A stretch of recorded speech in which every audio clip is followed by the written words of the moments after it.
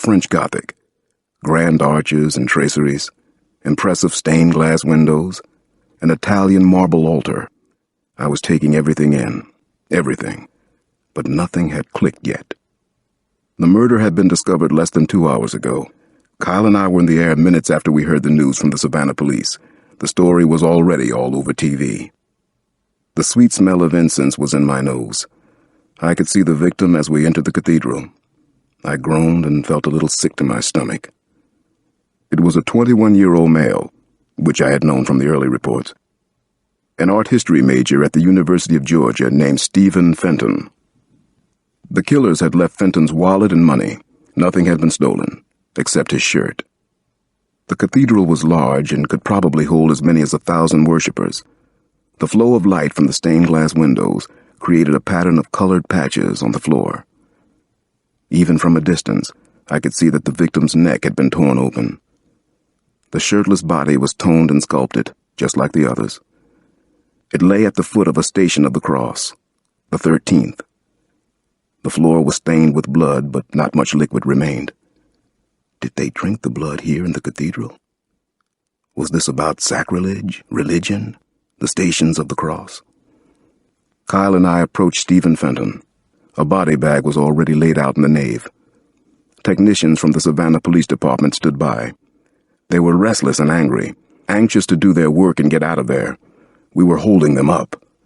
The local medical examiner was doing his examination of the body. Kyle and I knelt over the body together. I pulled on a pair of plastic gloves. Kyle almost never used them. He rarely seemed to touch evidence at a crime scene. I'd always wondered why. His instincts were good, though. But if we were both so good, why didn't we have any clue as to where the killers had gone or when they might strike next? That was the question that nagged me more and more at each murder site. What was this gruesome rampage about? They're so goddamn impulsive, I muttered to Kyle. I suspect they're both under 30, maybe early 20s or even younger. I wouldn't be surprised if they were in their late teens. Makes sense to me. They don't seem to have any fear at all. Kyle spoke softly as he looked at the student's wounds. It's as if a wild animal has been turned loose, like the tiger. First in California, now here on the East Coast. The problem is that we don't really know how far back the killings go, or how many killers are involved, or even if they're working out of this country. That's 3 problems, 3 subsets that require answers we don't have. Your agent still talking to people at the goth and vampire clubs? The internet? Somebody has to know something. If anybody knows, they're keeping it to themselves. I have over 300 agents full-time on this case, Alex. We can't keep this heat up. I looked up at the wooden station of the cross. It depicted Jesus being taken down from the cross and laid in his mother's arms. The crown of thorns, the crucifixion, piercings, blood. Was blood the connection here? Eternal life? I wondered. In Santa Barbara, Peter Western had mentioned that some vampires were spiritual. Was this a ritual killing or a random one? Should I talk to Peter Weston again? He seemed to know more about vampires than anyone else I'd met. The victim was wearing khaki trousers and new Reebok sneakers. I examined the wounds to his neck. There were also gouges on his left shoulder and parts of his upper chest. One or both of the killers was very angry, close to a rage state. Why take the shirt? Kyle asked. Same thing in Marin. Maybe because it was blood-soaked, I answered, as I continued to look at the student's wounds. These are definitely human bites, but they're attacking like animals. The tiger is a model, a symbol, something important. What, though? Kyle's cell phone sounded and he flipped it open. I couldn't help thinking of the mastermind, his constant calls to me. Kyle listened to whoever it was for about 20 seconds. Then he turned to me. We're going to Charlotte right now. There's been another murder, Alex. They struck again. They're already in North Carolina. God damn them. What the hell are they doing? Kyle and I raced toward the doors of the cathedral. We ran as if we were being chased.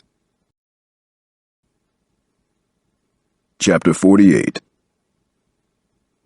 Every once in a while, a single murder or series of murders horrifies us, catches the public's imagination in an almost obscene way. Jeffrey Dahmer's bizarre spree in Milwaukee, the murder of Gianni Versace, and subsequent killings by Andrew Philip Cunanan.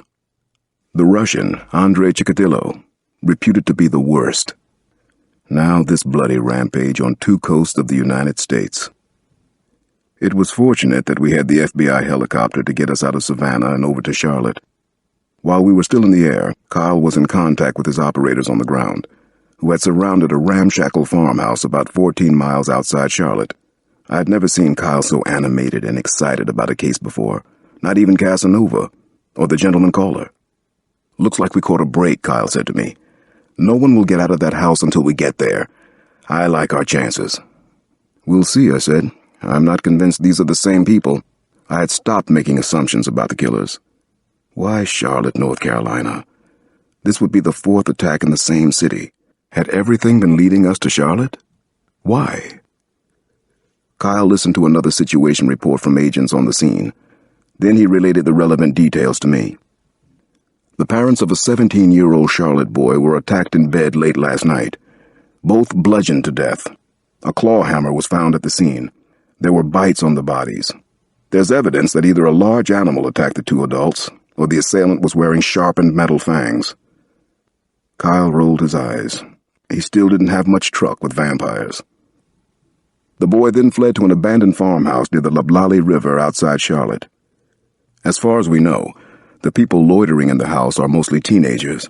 Apparently, some are as young as 12 or 13. It's a mess, Alex. Everything is on hold until we get there. The age of some of these kids is a real problem. A little more than 10 minutes later, we landed in a wide meadow brimming with wildflowers. We were less than 3 miles from the house where the killer might be hiding. This was Bonnie and Clyde stuff. By the time we got to the thick woods surrounding the house, it was past 5 o'clock. It would be dark soon enough. The house was a 2-story wood frame structure obscured by an overgrowth of wisteria and myrtle. Pine cones, hickory nuts, and what are known locally as sweet-gum monkey balls covered the ground where we hid and watched. Everything about the place brought back memories of where I had grown up in the South. Not too many happy moments, unfortunately. My mother and father had both died in their 30s, well before their time. My therapist has a theory that I see myself dying young because both my parents did. The mastermind seems to hold a similar theory, and perhaps wants to put it into action soon. The roof of the old house was sharply pitched. A narrow attic window was broken in 2 places. The peeling white-painted clapboards were mostly intact, and the asbestos-shingled roof was bare in spots, revealing tar paper.